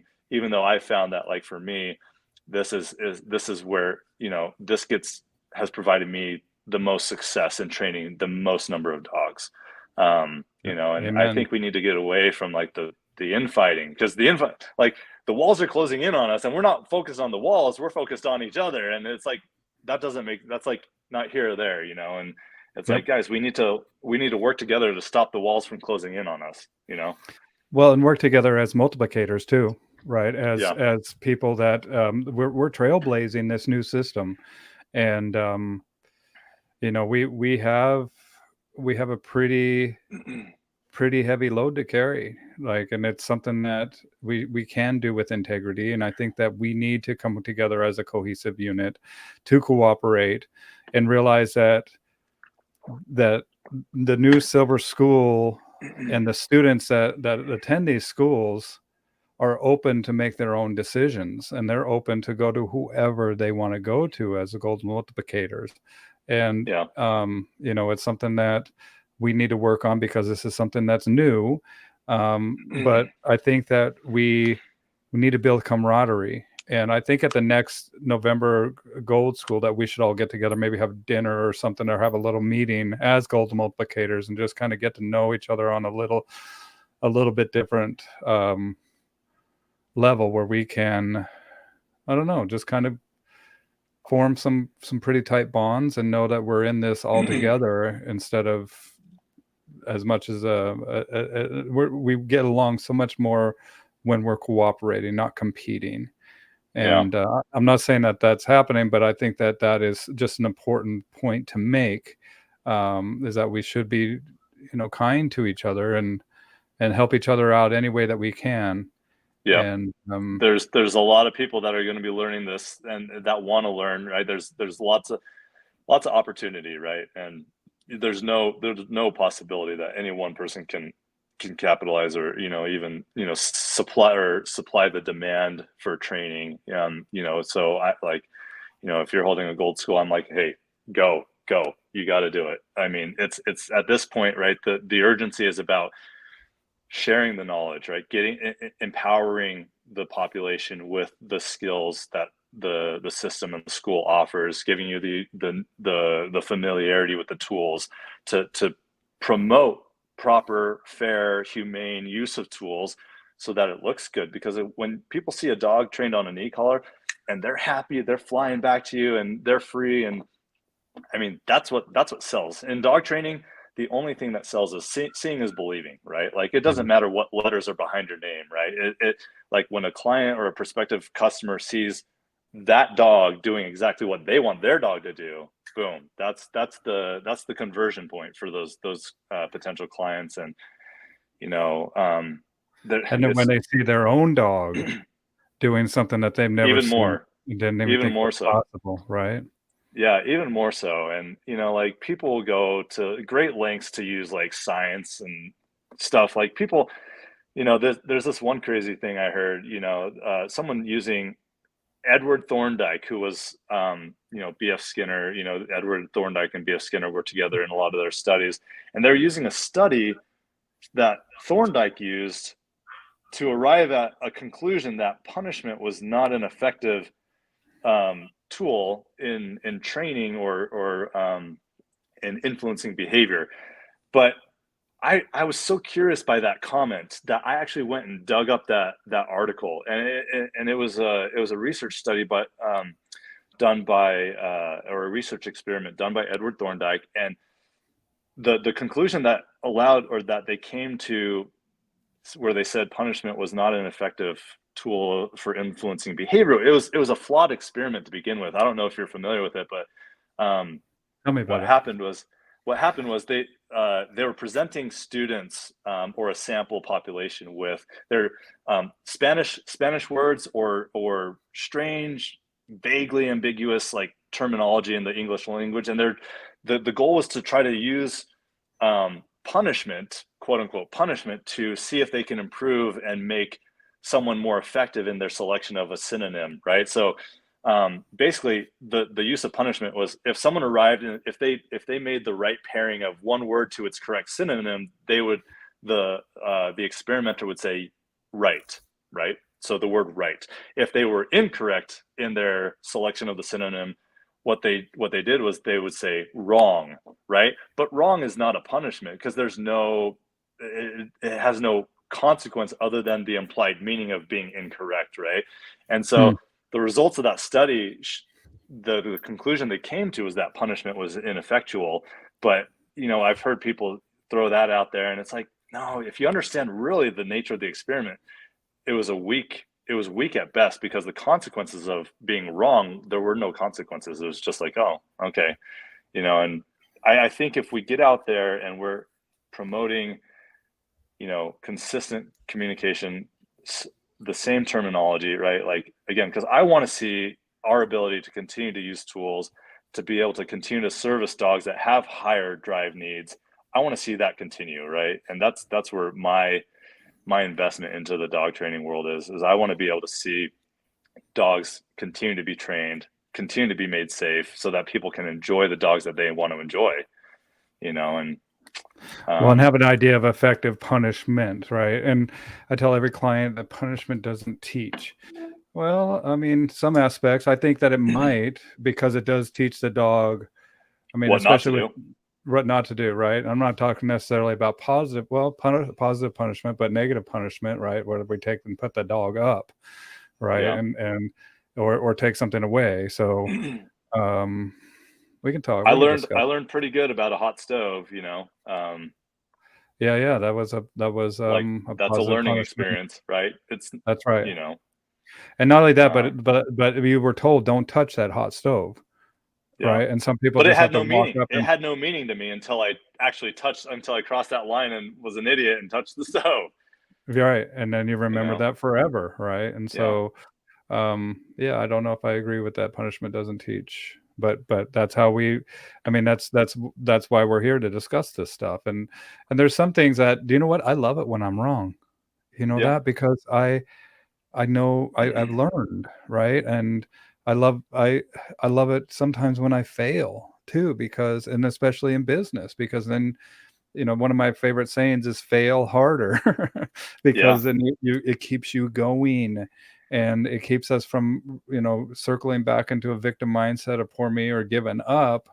We are determined, and so even if a failure comes, we still learn from that.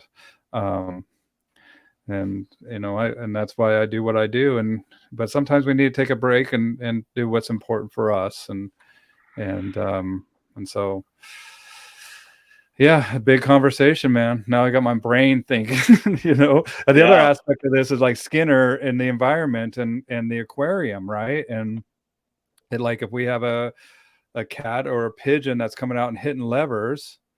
Yeah, I'd love to talk about it more too, Tim. Absolutely.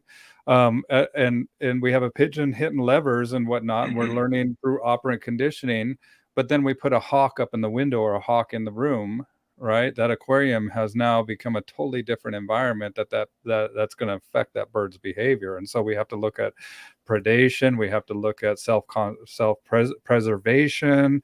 There's so many different influences that are going to affect how this being is going to behave, and same with us, man. Like it's Yep. and that's what's fascinating about the aquarium. That's a fascinating about shaping behavior, and even like limiting that space, like bringing the aquarium a little bit smaller if we need to, and seeing if we can get a better result on the behavior that we expect, and then start to expand that space as the dog learns and grows in confidence, or the animal that or the being, the human being as well. So Yeah. so what's the best way of people getting a hold of you, bro? I'm on social media. My business page, Canine by Design, on Facebook or Instagram.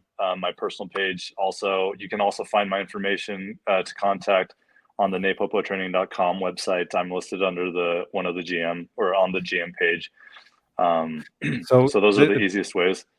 and let's discuss this really quick, because and then that's where the punishment must be effective, right? And Yep. so just like Jason was talking about, like wrong wasn't an effective punishment, but if I came by and like smacked your hand with a ruler or something, or lowered the degree of the temperature of the room, maybe 10 degrees, I don't know, like what would be an effective punishment? Or I don't know. I mean, we'd have to kind of noodle this out a little bit, but my perspective, if it's a 3-year-old, so and then that's the other aspect of this is like a nescient mind or a nescient mind.